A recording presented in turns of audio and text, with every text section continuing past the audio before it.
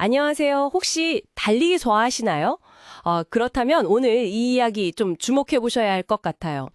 보통 달리기 부상하면 천천히 피로가 쌓여서 온다 이렇게 생각하기 쉽잖아요. 네, 그렇죠. 근데 최근에 나온 대규모 연구를 보니까요. 이게 좀 다르더라고요.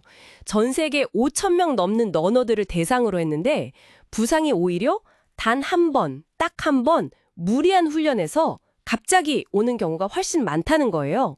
이 흥미로운 발견 오늘 좀 깊게 파헤쳐 보겠습니다. 네, 이게 뭐랄까 기존의 통념, 그러니까 티끌모아 태산처럼 부상이 온다는 생각에 좀 정면으로 도전하는 내용이죠.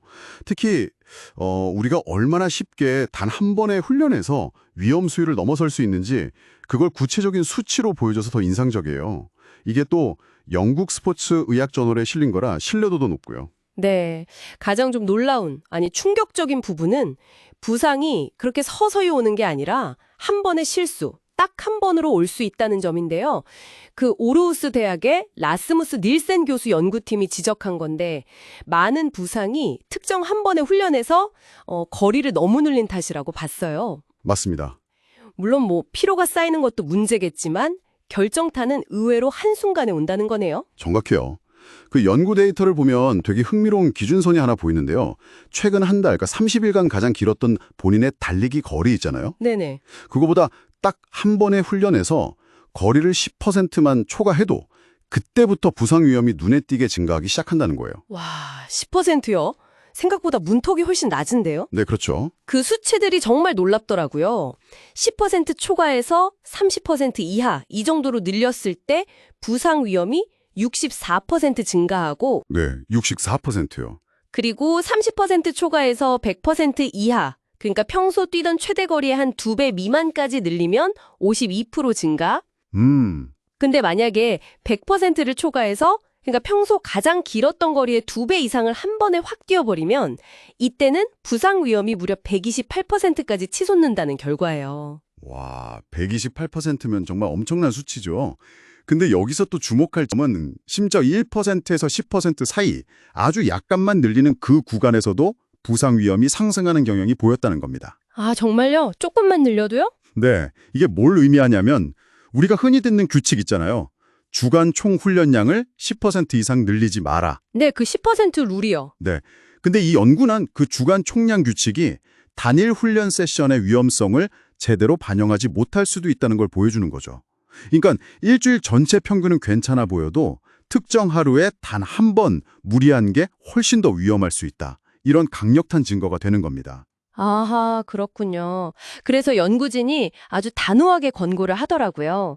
어떤 달리기 훈련이든 이전 30일 내 가장 길었던 거리보다 절대 10% 이상은 늘리지 말라고요. 오늘 컨디션 좋은데 조금만 더 뛰어볼까? 하는 바로 그 순간이 위험할 수 있다는 거네요. 바로 그 지점이죠. 네. 그리고 이 연구가 또 하나 흥미로운 점은 현재 많은 스마트워치나 앱에서 쓰는 부상 예방 지표 있잖아요. ACWR. 아, 네네. 그 급성만성 작업부하 비율이요. 네, 맞아요. 그거에 대해서도 상당히 좀 비판적인 시각을 제시해요. 아, 저도 그 부분 봤어요.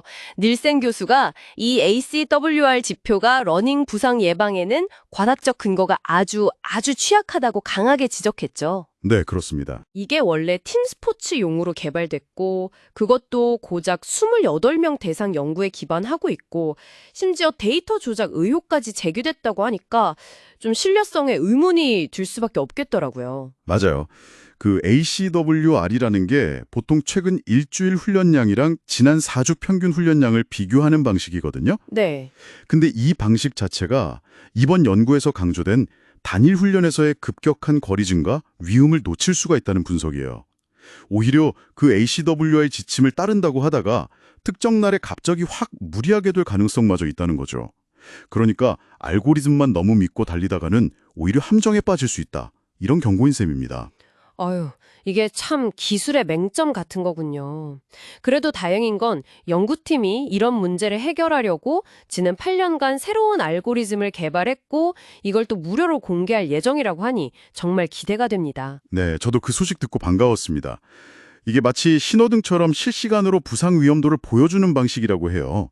달리는 중에 시계 화면 같은 데서 초록 불이면 안전, 노란 불이면 주의, 빨간 불이면 위험 이런 식으로 아주 직관적인 신호를 알려준다는 거죠. 오, 그거 좋네요. 네, 훨씬 더 실용적이고 즉각적인 피드백이 가능해질 것 같습니다. 자, 그럼 오늘 이야기를 좀 정리해 보면요. 핵심은 이거네요. 달리기 부상은 우리가 생각하는 것처럼 천천히 쌓이는 피로 때문이라기보다는 단 한 번의 갑작스러운 거리 증가, 즉 훈련 실수에서 비롯될 가능성이 훨씬 크다는 것. 우리의 좀 오래된 상식을 이제 업데이트해야 할 시점인 것 같습니다. 맞습니다. 이번 연구 결과에 따르면 부상 예방을 위해서는 어떤 단일 훈련이라도 이전 한 달 내 최대 거리보다 10% 이상 늘리지 않는 것. 이게 어쩌면 가장 중요한 핵심 원칙이 될 수 있을 것 같아요.